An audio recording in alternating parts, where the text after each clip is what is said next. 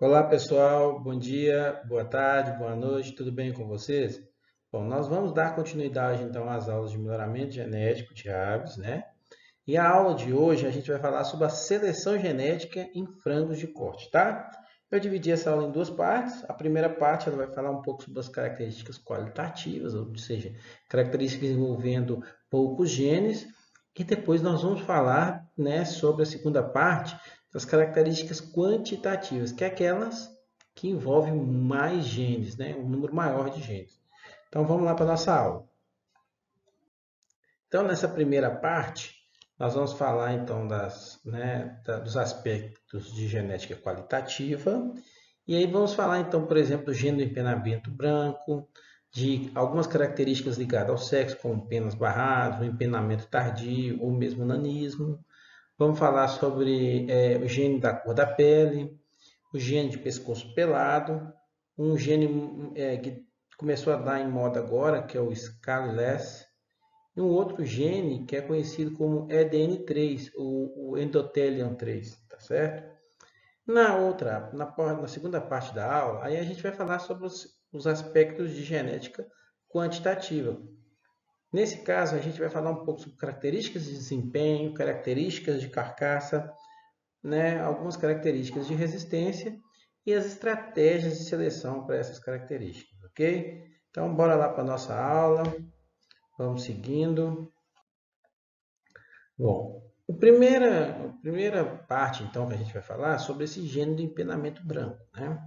O gene do empenamento branco é um gene muito importante, principalmente para a indústria, certo? Ele é uma pressão que a indústria exige para que haja aves de empenamento branco. O frango de corte, quando vai ser abatido, né, e quando é retirada a sua pena, se o animal tem pena colorida, na carcaça, né, então dentro da carcaça, lá nos folículos da pena no carcaça, aquela região fica um pouco escura. E isso torna uma ave não muito comercial. Então, por isso a pressão da indústria, né? E aí a gente vai ter dois tipos de empenamento, certo? Eu tenho um que é o branco, dominante. Ele é obtido por uma mutação, tá certo?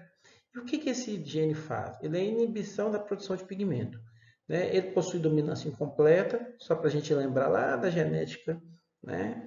Então a dominância incompleta é aquela que eu tenho a relação fenotípica 1 para 2 para 1, né? E aí você vai observar, principalmente nas aves, né? Na Leghorn branca e na White Cornish, tá certo? A White Cornish, quem não está lembrado das raças lá de galinhas, né? Assiste o videozinho, mas é aquela linhagem inglesa. Além disso, eu tenho o branco recessivo. Esse branco recessivo, ele é muito importante porque ele contribui para as linhas, né, de fêmeas de frangos de corte, né? E onde eu vou achar principalmente esse branco recessivo? Na linhagem White Plymouth Rock, que é uma linhagem americana.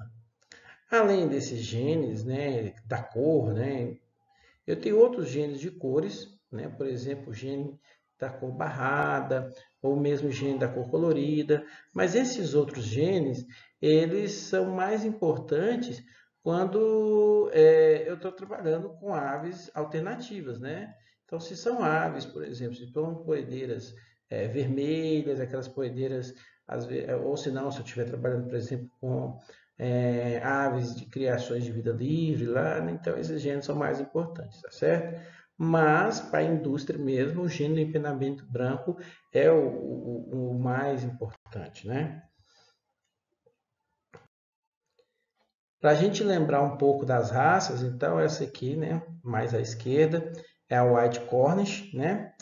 A do meio, que, aliás, é a White Cornish, que é uma linhagem, só para a gente lembrar, uma linhagem inglesa. Eu posso ter ela também, né, com gene colorido, que aí vai ser mais enegrecida um pouco, né, um pouco mais escuro. A Leghorn, que também tem a variedade colorida, uma vez que esse aqui é uma mutação, né, para essas duas raças, né? E eu tenho a White Plymouth Rock, que aí nesse caso é o gene recessivo, né? e ele, além de ser recessivo, tem dominância incompleta, 1 para 2 para 1. Eu posso ter a Plymouth Rock barrada, que é aquela da gênio barrado, e posso também ter a Plymouth Rock Partridge, que é aquela toda colorida, né? E só para a gente lembrar rapidinho aqui da genética, que como ele tem uma dominância incompleta, ou seja, a razão fenotípica é 1 para 2 para 1, né? Quando eu tenho dominância incompleta, significa que o heterozigoto ele é um intermediário entre o dominante, que seria o animal colorido, e o totalmente branco, que seria o recessivo, né? Então, de vez em quando, em alguns casos, sai, né, um animal ainda, né, com a cor dominante aqui. Isso aqui é porque a população de heterozigotos na população é muito baixa, mas pode acontecer dela aparecer, né? Por mais que você tenha, né, todo mundo recessivo aqui, pode acontecer de um indivíduo ainda, né, ainda não está totalmente recessivo. Normalmente as matrizes pode ser tenham algum heterozigoto no meio delas, e aí sempre você vai sair, sempre vai aparecer um indivíduo desse jeito, né? Quem trabalha com frango de corte aí, ou que já trabalhou em grande escala, né, em granjas, sempre aparece esse animal aqui, ok? Bom, além disso, eu tenho aqueles genes que são ligados ao sexo, né? E aí um dos genes ligados ao sexo, por exemplo, é a plumagem barrada, né? Que a gente vai ver principalmente na White Plymouth Rock, mas eu tenho outras raças, né? Por exemplo, eu tenho raças portuguesas que têm essa linhagem barrada, desculpa, esse gene barrada, né? Eu tenho linhagem de frangos caipiras com essa plumagem barrada, tá certo? E essa plumagem barrada, ela permite, né, quando o acasalamento ele é direcionado, ela permite fazer a sexagem dos indivíduos através desse gene, tá certo? Então, se eu consigo fazer, né, um cruzamento onde os indivíduos, por exemplo, né, os machos vão nascer com essa pinta branca na cabeça e as fêmeas sem a pinta branca, e aí eu posso fazer a sexagem facilmente, tá certo? A estratégia é muito simples, né? Eu posso ter, por exemplo, aves, né, não barradas e aves barradas, né? Vamos imaginar que eu tenho uma linhagem aqui de machos que é não barrada, né? E uma linhagem de fêmeas que é barrada. Então, se a gente lembrar lá da genética também, as aves, elas são um pouco diferentes de nós, né? Os humanos, ele é XX, ele é fêmea, ou os mamíferos, né? XX é fêmea, XY é macho, né? No caso das aves e dos répteis, por exemplo, é o sistema ZZ-ZW, onde o homogamético, que é o ZZ, né, ele é macho.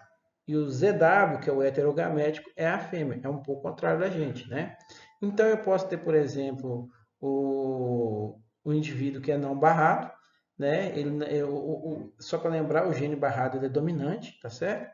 Então, isso aqui é, por exemplo, uma linhagem de machos, por exemplo, onde eu tenho todo mundo aqui é recessivo, ok? Então, esses animais aqui, ele é um macho não barrado, e eu posso ter, então, uma fêmea que é barrada, ou seja, basta ela ter um único alelo aqui que ela já é barrada, né? Então, esses camaradas, eles vão produzir os gametas, e aí esse camarada aqui, que é o macho, ele vai produzir o espermatozoide apenas com o ZBzinho, que seria o ZB pequeno, que é o gene, né, aliás, né, o alelo não barrado. Mas a fêmea, ela pode produzir tanto o gameta, né, com o Z levando a característica barrada, quanto não, né, quanto W, né? Então, se esses gametas se encontrarem, por exemplo, eu vou ter um macho aqui barrado. Por que, que vai ser barrado? Ora, vai juntar aqui, né, um Z, né, que é um gameta, com um B pequeno, junto com um Z com um B grande. Então, ele vai ter o gene barrado, né? E aí ele vai ter a mancha na cabeça, certinho? E esse gameta, ele também pode encontrar, por exemplo, com W, e aí vai ter uma fêmea que é não barrada, tá certo? Então você consegue fazer a sexagem muito facilmente. É um jeito que o pessoal utiliza, por exemplo, para fazer sexagem de aves aí, de criações alternativas, por exemplo, de cabos caipiras, né? Para criação caipira, você pode fazer sexagem dessa forma. Então, só para exemplificar, E essa aqui é a New Hampshire, por exemplo, essa é a Plymouth Rock, né? Eu posso cruzar esses dois indivíduos aqui, né? E formar linhagens, por exemplo, aqui, onde eu tenho só machos, né? E fazer a sexagem muito mais fácil, tá? Um outro gene ligado ao sexo é o gene de empenamento tardio. Esse gene já é muito conhecido de vocês, a gente sempre fala dele nas aulas de genética, né? E dá alguns exemplos também. E ele também é um gene ligado ao sexo, né? Onde, né, os machos eles não nascem com esse segundo empenamento aqui, que é esse empenamento que a gente chama de empenamento precoce. Então ele vai ter um empenamento tardio, e esse aqui já é as fêmeas com os empenamentos precoces, né? Então ela já nasce, no dia do nascimento, ela já possui esses filamentos aqui, que já é pena mesmo, né? Uma mudança da plumagem de pintinho para adulto, né? Então ela já nasce com esse empenamento precoce. Então, pessoal, só para a gente exemplificar, é bem simples também essa sexagem. Eu preciso, então, iniciar com linhagens de frango cujos machos têm empenamento precoce e uma linhagem de frango onde as fêmeas têm empenamento tardio. Bom, sendo assim, e elas têm que ser, lógico, linhagens puras, né? Então, esse indivíduo aqui, ele é um puro para empenamento precoce, e a fêmea é a pura, né? Porque basta ter só um alelo, né? Para empenamento tardio. Bom, esse macho, ele vai produzir só um tipo de gameta, porque ele é puro. Então, todos os gametas dele vão ser, né? Do tipo empenamento precoce. E a fêmea, ela pode produzir dois tipos de gameta, sendo eles o W, né? E o do empenamento tardio. Então, quando esses gametas se juntarem, o primeiro gameta aqui eu vou ter, então, um macho de empenamento tardio, porque o empenamento tardio ele é dominante em relação ao empenamento precoce, e vou ter uma fêmea de empenamento precoce, certo? Então, é um jeito simples que a indústria utiliza hoje, com muita, né, facilidade, isso aí, e é facilmente possível de obter, só direcionamento de acasalamentos, tá certo? E que resolveu o problema de sexagem, né? Um outro gene que é ligado ao sexo, mas que não tem fins, por exemplo, de sexagem, é o gene do nanismo. Nesse caso, a ideia é que haja uma redução do tamanho do corporal, né, para fins de redução de custo de espaço e de alimentação. Só para a gente ter uma noção, essas empresas de melhoramento elas precisam manter populações grandes que a gente chama de avozeiros, né? Que são os machos e fêmeas de raças puras que sofrem alta seleção para serem, né, utilizados nos cruzamentos que darão origem às linhagens. E esses animais, eles além de tomarem muito espaço, eles consomem muito também, é um custo muito grande. Então a indústria percebeu que é possível utilizar esse gene do nanismo, né? E aí a gente vai lembrar lá das aulas de raças de aves, né? É nada mais, nada menos que as aves que a gente conhece como garnizel ou abantan, que elas possuem esse gene do nanismo, tá? Então é utilizar esse gene do nanismo para redução do tamanho do animal, tá certo? Então, o que acontece? Eu posso ter tantos machos anãos, quanto fêmeas anãs, tá certo? Mas no caso do macho, para ele ser considerado anão, ele precisa ser um homozigoto recessivo, tá certo? Porque também é um gene ligado ao sexo, né? Então ele precisa ter os dois E's lá, com A pequeno, para ele ser considerado anão, tá certo? Se ele não tiver, né? Basta ele ter, por exemplo, um gene dominante que ele já deixa dessa condição de ser anão e passa a ser normal, né? Mas no caso da fêmea, ela só tem duas opções, né? Ela não tem a opção de ser heterozigota, ela tem a opção só de ser normal ou de ser anã, porque ela precisa só de um alelo, porque a fêmea só tem um Z, né? Como cromossomo, não é isso? Então, nesse sentido, o que a gente vai ver, né? Bom, basta a gente então fazer o tipo de cruzamento também direcionado, ou seja, Nos avozeiros, né, eu vou ter um macho, por exemplo, normal. E se ele é normal, ele é do tipo ZA grande, né? Cruzando com uma fêmea também normal. E se ela é normal, ela é do tipo ZA grande W. Note que esses animais aqui são puros, são indivíduos puros, né? E eu tenho linhagens anãos, né? Então eu vou ter, por exemplo, um macho anão, onde ele vai ser ZA pequeno. Ele precisa ser ZA pequeno para ser anão, né? E a fêmea anã, que nesse caso vai ser ZA pequeno W, tá certo? Esses indivíduos, então, quando forem cruzar, eles vão produzir os seus gametas, e os gametas, né, desse aqui, desse primeiro do A, ele só vai produzir, então, o gameta ZA grande, e a fêmea vai produzir gameta ZA grande W.